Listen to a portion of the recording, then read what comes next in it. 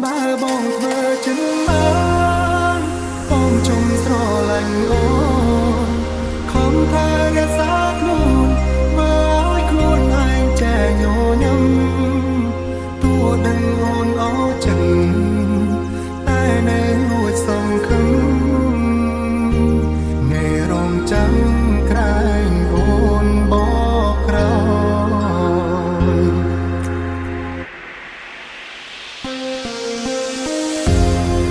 Welcome to Third Remix.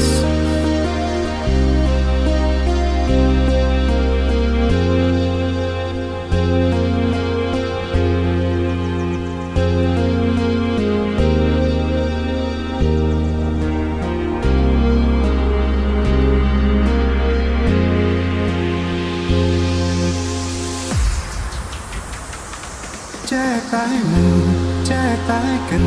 អានមិនឈរថ្ងៃឬយប់អារម្មណ៍វិលវល់